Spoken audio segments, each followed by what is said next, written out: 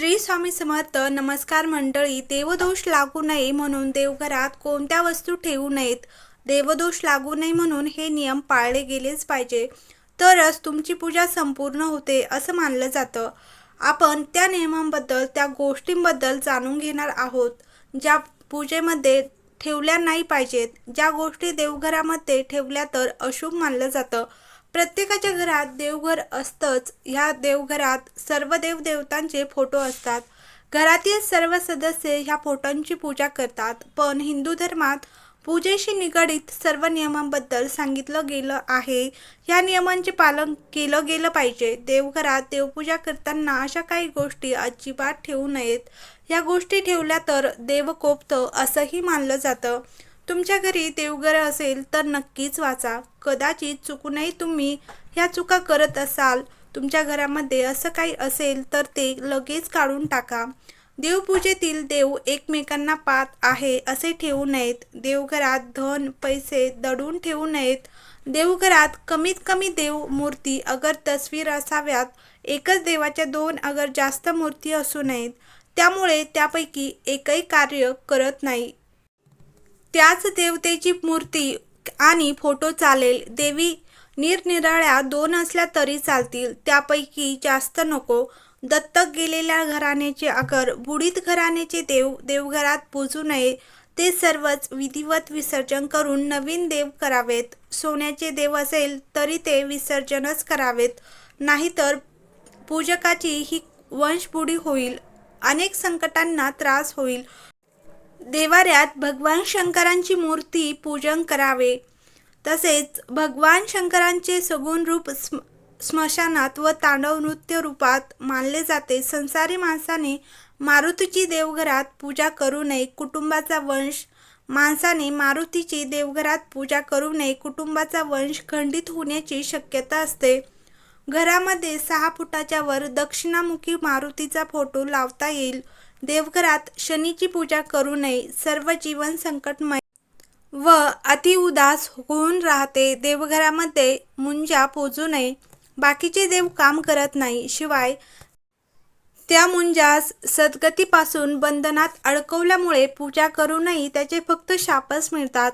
देवघरामध्ये गायत्री मातेची पूजा करू नये. कारण गायत्री मातेचे स्वरूप पराकोटीचे पवित्र आहे. शिवाशिव पाळणे अति कडक असते.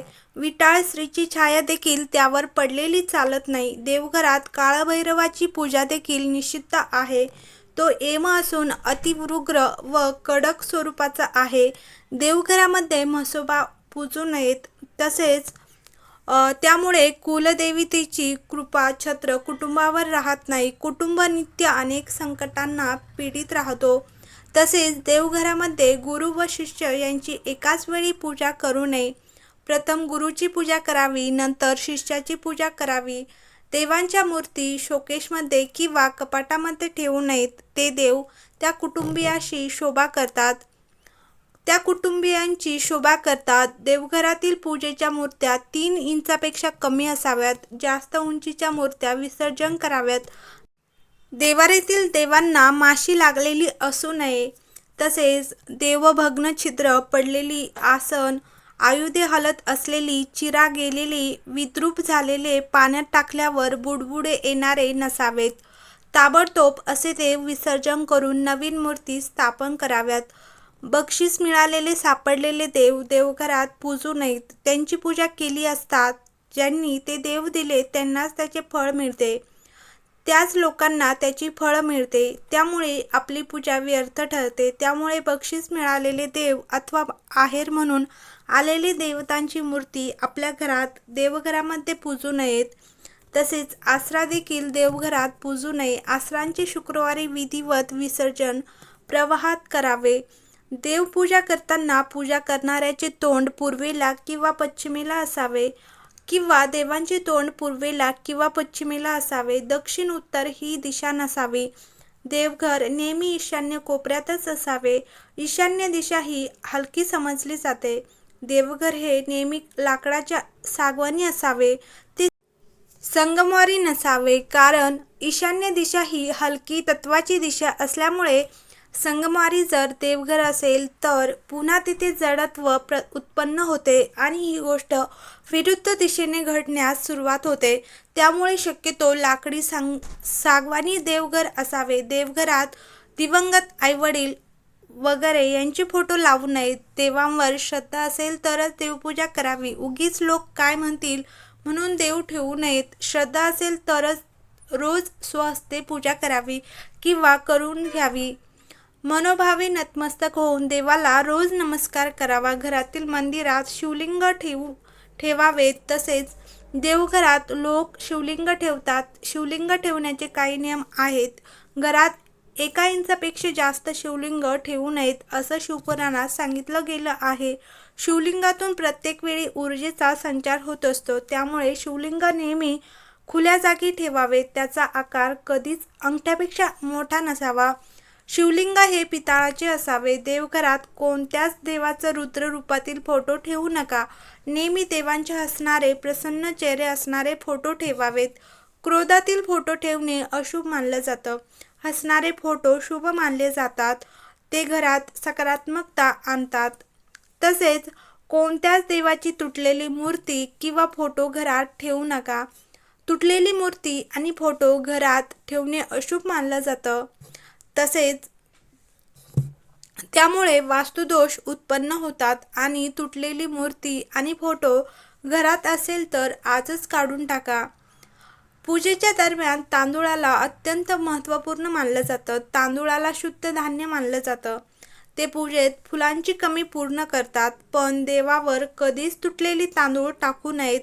त्याला मात्र अशुभ मानलं जातं. जर तुमच्या देवघरात तुटलेले तांदूळ असतील तर आजच काढून टाका. त्या जागी चांगले अख्खे साबूत तांदूळ ठेवा. देवघरामध्ये काळी पेटी ठेवू नका.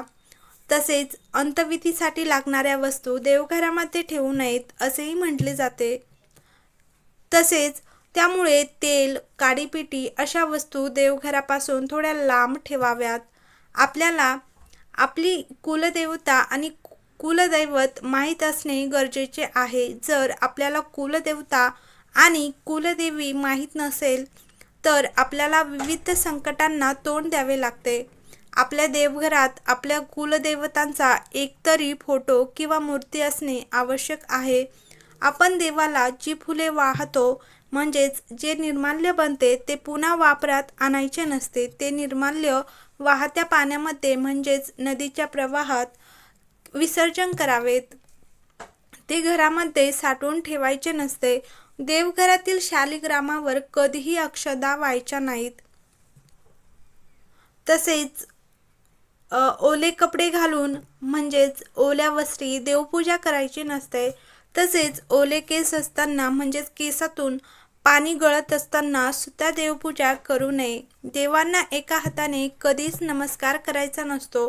2 हात जोडून नतमस्तक होऊन मनोभावे नमस्कार करावा. आपण देवघरात जी समई लावतो व निरंजन लावतो त्यात तेल आणि तूप एकत्र घालून तेलाचा दिवा वेगळा आणि तुपाचा दिवा वेगळा लावावा.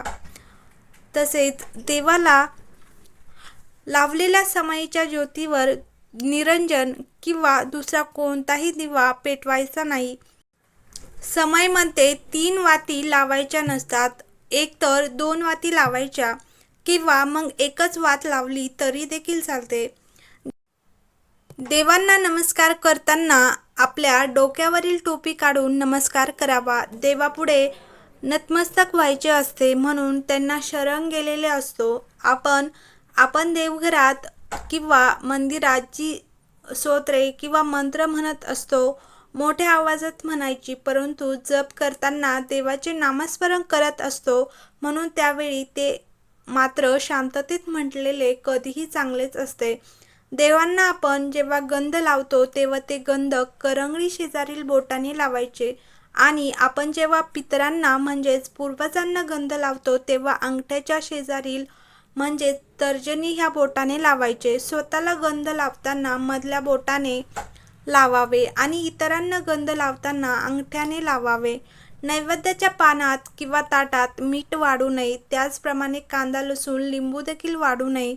कारण हे सर्व पदार्थ तामसिक आहेत व तामसिक पदार्थ देवांना चालत नाही. मारुती हा ब्रह्मचारी आहे, त्यामुळे त्यांची मूर्ती देवघरात ठेवायची नसते. त्यांची मूर्ती जर देवघरात ठेवली असेल तर घरातील तिसऱ्या पिढीचा वंश खंडित होण्याची शक्यता असते. म्हणून मारुतीची मूर्ती देवघरात ठेवू नये. अशा प्रकारे देवघरात पाळायचे महत्त्वाचे नियम आपल्या देवघरांच्या बाबतीत पाळायचे आहेत. श्री स्वामी समर्थ. हर हर महादेव. व्हिडिओ आवडला असेल तर लाईक करा आणि कमेंट बॉक्समध्ये श्री स्वामी समर्थ लिहायला विसरू नका. असे नियम पाळल्याने आपल्या देवघरात प्रसन्न वाटते आणि आपल्या घरात देखील शांतता राहते. आपल्या घरातील लोक नेहमी आनंदी राहतात. घरात नेहमी देवांचा आशीर्वाद असतो. आपल्या घरामध्ये देवांचा वास असतो. देव आपल्या घरात वावरत असतात, त्यामुळे त्यांचे घर आपण नेहमी सुंदर सुशोभित ठेवले पाहिजे. हा माहितीपूर्ण व्हिडिओ तुम्हाला आवडला असेल तर कमेंटमध्ये श्री स्वामी समर्थ नक्की लिहा आणि हा व्हिडिओ शेअर करा. तसेच चॅनलला सबस्क्राईब देखील करा.